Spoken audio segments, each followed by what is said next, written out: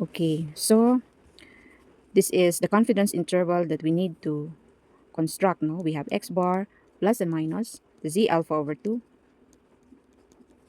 times s over the square root of n. Okay, so mahahalata nyo na this is not case 1 because your sigma is unknown. Kapag sigma is unknown, you use s to estimate sigma.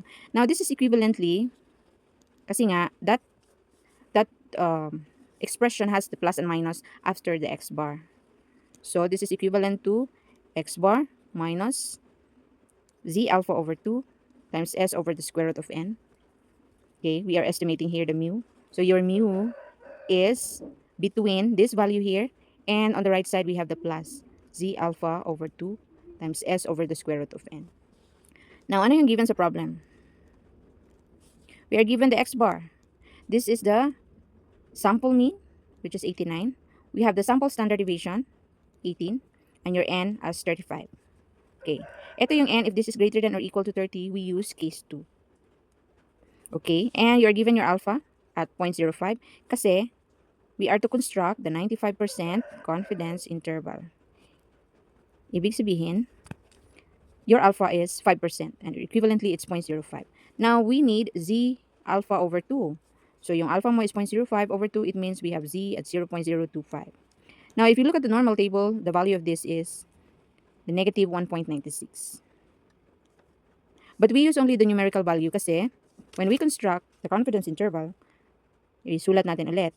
We have x bar minus z alpha over 2 s over the square root of n. X bar plus z alpha over 2 times s over the square root of n. Now, we are estimating here the mu, the population mean mu. Now, your x bar is 89 minus this z alpha over 2, we have kanina, negative 1.96. But we use only the numerical value. We disregard the symbol because dito banda is ima-minus siya. So, this is, we use 1.96 times your s, 18 over the square root of n or the square root of 35. Yan. Okay. Then we have 89 here plus 1.96 times 18 over the square root of 35. So, kaya natin dinidisregard yung symbol dito, sa z at 0.025. Because on the left side, it's minus and on the right side is plus. So, if we will take note of that negative, magiging plus na ito. Because if this is negative 1.96, magiging plus yan. And which is not true for the symbol because this should be less than.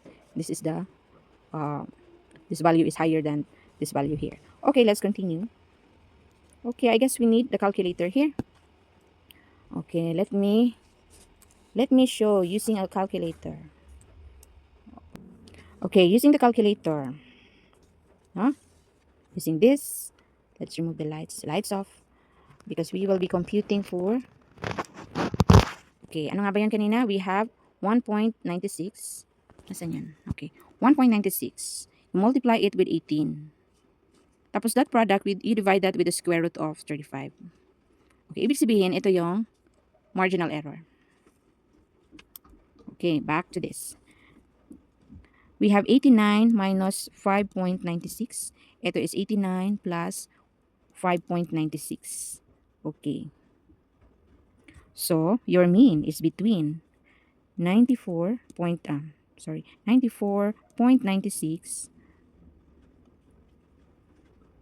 Tapos, dito banda is 83.04. Yan. How do we interpret that? Your interpretation.